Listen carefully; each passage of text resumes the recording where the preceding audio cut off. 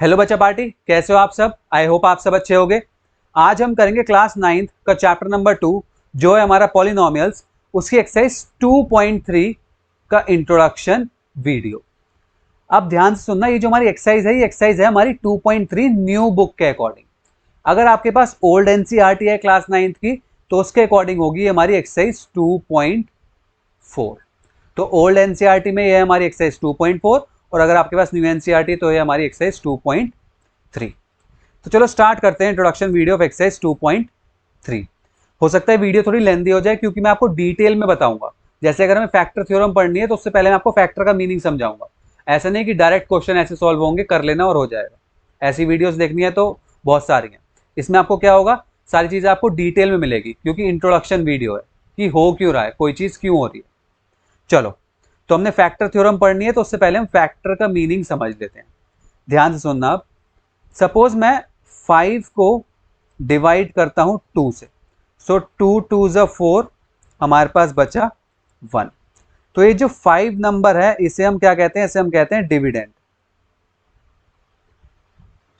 ये जो 2 नंबर है इसे हम क्या कहते हैं, डिवाइजर। और ये जो ऊपर हमारे पास 2 आया है इस नंबर को क्या कहते हैं, इस नंबर को कहते हैं क्वोशिएंट। और ये जो नीचे हमारे पास 1 बचा है इसे हम कहते हैं रिमाइंडर। ठीक है। ये हो सकता है आपने छोटी क्लास में पढ़ा, मतलब सब नहीं पढ़ा हो, लेकिन आपको याद ना हो तो बता रहा हूं मैं आपको कि जब हम एक अपने गिवन नंबर को एक नंबर से डिवाइड करते हैं तो जिस नंबर को डिवाइड कर रहे हैं वो होता है हमारा डिविडेंड, जिस नंबर से डिवाइड कर रहे होते हैं वो होता है हमारा डिवाइजर, ऊपर जो नंबर आता है वो क्वोशिएंट और नीचे जो हमारे पास नंबर लेफ्ट कर जाता है वो होता है हमारा रिमाइंडर। ठीक है, रिमाइंडर हमारा 0 भी हो सकता है।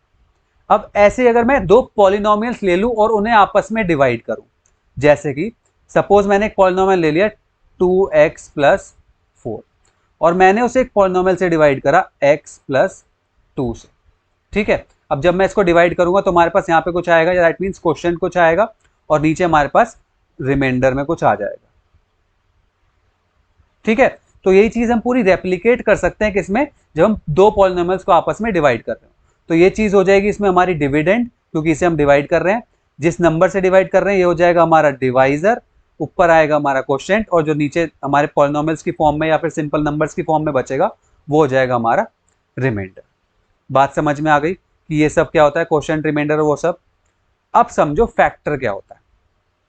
ठीक है जी, अब समझना कि फैक्टर होता क्या है। जब मैं कहूं कि अगर कोई नंबर किसी का फैक्टर कब होता है, सपोज मैंने कहा कि 2 जो है वो 4 का फैक्टर है, 2 जो है वो 4 का फैक्टर है, तो मैं ऐसा कब कह सकता हूं, जब 2 हमारा 4 को परफेक्टली डिवाइड कर देगा। दैट इज 2 नंबर जो है वो 4 को परफेक्टली डिवाइड कर देगा। जैसे 2 2 ज़ा 4, रिमाइंडर आ गया हमारे पास 0, तो 2 जो है वो 4 का फैक्टर है। ऐसे ही मैंने कहा 5 जो है, हमारा जो 5 नंबर है वो फैक्टर है 15 का।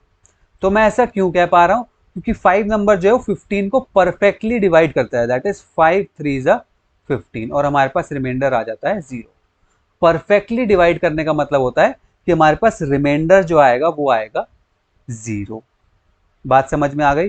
तो मैंने कहा क्या 8 जो है वो 64 का फैक्टर है, तो आप कहोगे सर बिल्कुल है। क्यों है, क्योंकि जब 8 को 64 से डिवाइड करते हैं 8 8 जा 64 आ जाता है और हमारे पास रिमाइंडर आ जाता है 0। दैट इज 8 64 को परफेक्टली डिवाइड कर देता है और परफेक्टली डिवाइड करने का मतलब क्या होता है, रिमाइंडर 0। तो कोई भी नंबर किसी का फैक्टर कब होता है, जब हमारे पास रिमाइंडर 0 आ जाता है। उन दोनों नंबर्स को जो हम डिवाइड करते हैं तो हमारे पास रिमाइंडर क्या आ जाता है, 0, तो हम कहते हैं कि वो नंबर उस दूसरे नंबर का फैक्टर है। तो आज के बाद तो नहीं भूलोगे फैक्टर का मतलब क्या होता है। ठीक है, तो मैंने कहा 3 नंबर जो है वो 9 का फैक्टर है, आप कहोगे सर बिल्कुल है, क्योंकि 3 9 को परफेक्टली डिवाइड कर देता है और हमारे पास रिमाइंडर आता है 0। 3 3 ज़ा 9, हमारे पास रिमाइंडर आ गया 0। बात समझ में आ गई। ठीक है जी।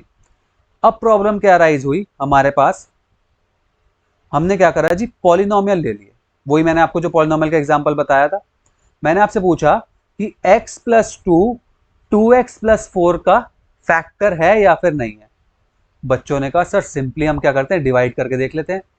भाई मैंने यही तो पूछा कि x प्लस 2 क्या 2x प्लस 4 का फैक्टर है, तो हमने कहा डिवाइड करके देख लेते हैं दोनों पॉलिनोमियल्स को। अगर हमारे पास रिमाइंडर 0 आ जाता है, अगर हमारे पास रिमाइंडर दोनों को डिवाइड करने के बाद रिमाइंडर 0 आ जाता है, तो हम कह देंगे कि x plus 2 is the factor of 2x plus 4। भाई बात तो सही है, बात तो बिल्कुल सही है।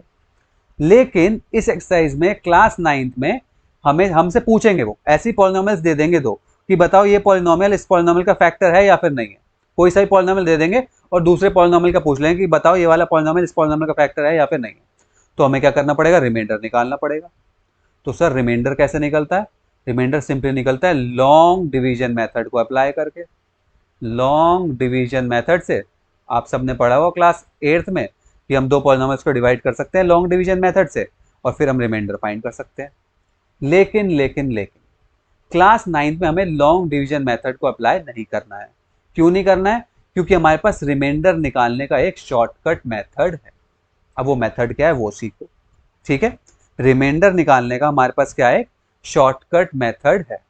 तो देखो क्वेश्चन ये रहा, check whether x plus 2 is the factor of 2x plus 4। तो मैं बिना लॉन्ग डिवीजन मेथड को अप्लाई करे रिमाइंडर निकालूंगा और आपको बता दूंगा क्या x प्लस 2 फैक्टर है इसका या फिर नहीं है। अगर रिमाइंडर 0 आ रहा होगा तो फैक्टर है, वरना नहीं होगा। तो देखो कैसे करेंगे। हमें सिंपली क्या करना है, मुझे रिमाइंडर निकालना है, ठीक है। हमें सिंपली क्या करना है, 2x प्लस 4 को डिवाइड करना है x प्लस 2 से, और हमें डायरेक्टली चाहिए रिमाइंडर। तो हमें पता चल जाएगा कि 2x प्लस 4 फैक्टर है, x प्लस 2 फैक्टर है 2x प्लस 4 का या फिर नहीं। तो देखो रिमाइंडर कैसे निकालते हैं। जिस नंबर से हम डिवाइड कर रहे हैं, ये तो हमारा डिविडेंड है, दैट इज जो नंबर हमारा डिवाइड हो रहा है। लेकिन जिस नंबर से हम डिवाइड कर रहे हैं, हम क्या करते हैं, उस नंबर को इक्वल्स टू 0 पुट कर देते हैं। सो हम x प्लस 2 को इक्वल्स टू 0 पुट कर देंगे, और यहां से क्या करेंगे, जो भी वेरिएबल होगा उसकी वैल्यू निकाल लेंगे। तो x की वैल्यू क्या आ गई हमारे पास, -2। बात समझ में आ रहा है? फर्स्ट स्टेप क्या है,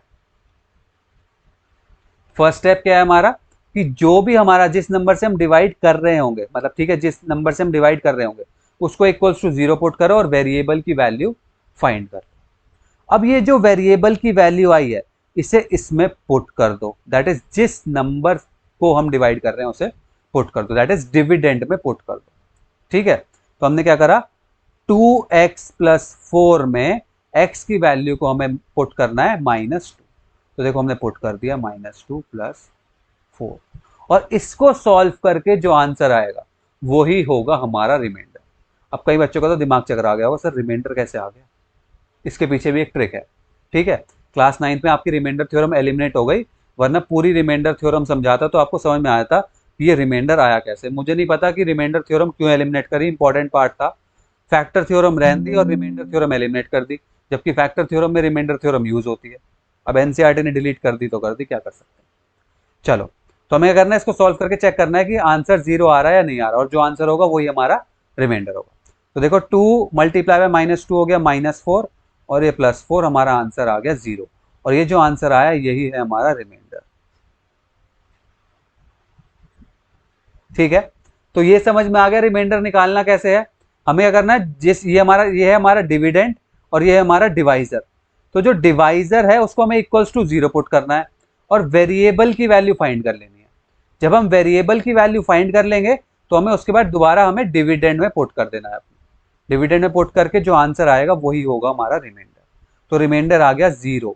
तो हम कह सकते हैं कि x प्लस 2 जो है is the factor of 2x plus 4। इसी तरीके के क्वेश्चन आपके आएंगे, पूछेंगे वो एग्जाम्पल में भी, क्वेश्चन में भी। दो पॉलिनोमियल्स दे देंगे, पूछ लेंगे क्या ये पॉलिनोमियल इसका फैक्टर है या फिर नहीं है। तो बात समझ में आ गई, रिमाइंडर कैसे निकालना है और फैक्टर कैसे चेक करते हैं। सबसे पहले तो मैंने बताया कि कोई नंबर किसी का फैक्टर कब होता है, जब रिमाइंडर 0 आ जाता है। और फिर आपको रिमाइंडर चेक करना सिखा दे कि डायरेक्ट रिमाइंडर कैसे चेक करते हैं, कैसे निकालते हैं, जब हम दो पॉलिनोमियल्स को डिवाइड करते हैं। तो जब भी कोई आपको दो पॉलिनोमियल्स दे देगा, वो आप रिमाइंडर फाइंड कर सकते हो। अगर रिमाइंडर 0 आ गया तो उसका फैक्टर है, वरना नहीं है। बात समझ में आ गई। मन तो कर रहा है आपको यही बता दूं कि ऐसा होता क्यों है।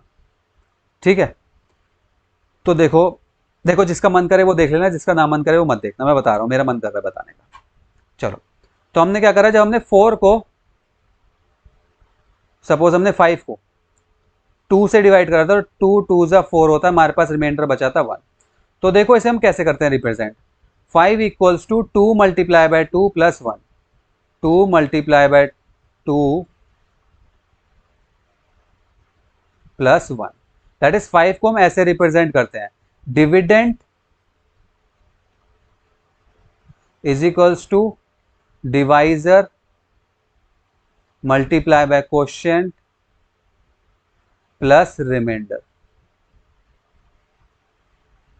ठीक है, ये चीज होती है कि हम डिविडेंड को कैसे रिप्रेजेंट कर सकते हैं, divisor multiply by quotient plus remainder. ऐसे ही जब हमें ये हमने करा, क्या करा हमने, 2x प्लस 4 को डिवाइड करा x प्लस 2 से। तो देखो ये डिविडेंड है, ये डिवाइजर है, कुछ हमारा क्वोशिएंट आएगा, क्या आएगा नहीं पता, और हमारा रिमाइंडर आया है 0। ठीक है, तो मैं इसमें पुट कर रहा हूं, डिविडेंड क्या है हमारा 2x प्लस 4, डिवाइजर क्या है हमारा x plus 2, multiply by quotient कुछ होगा। ठीक है, अभी हमें नहीं पता क्योंकि हमने लॉन्ग डिवीजन मेथड से अप्लाई नहीं करा, प्लस रिमाइंडर आ गया हमारे पास 0, या रिमाइंडर कुछ भी आ सकता था, इस केस में हमारे पास 0 आया था लास्ट वाले में, तो मैंने 0 ही लिख दिया। अब देखो मैं क्या करता हूं, मैंने क्या कहा आपको, आप x प्लस 2 दैट इज हमारा जो डिवाइजर है उसे इक्वल्स टू 0 पुट कर दो। तो देखो यहां पे जब आप डिवाइजर को 0 put, that is x plus 2 को 0 करोगे, तो इसके साथ मल्टीप्लीकेशन में क्वोशिएंट भी 0 हो जाएगा, तो हमारे पास सिर्फ क्या बचेगा, रिमाइंडर बचेगा। तो यही हुआ, मैंने x प्लस 2 को 0 पुट करा तो ये पूरी वैल्यू कैंसिल हो गई और हमारे पास डायरेक्ट रिमाइंडर आ गया। हमें लेकिन सिर्फ क्या चाहिए थी, वेरिएबल की वैल्यू चाहिए थी, दैट इज वेरिएबल की वैल्यू पुट करते ही हमारे पास रिमाइंडर आ गया। ये था इसके पीछे का लॉजिक।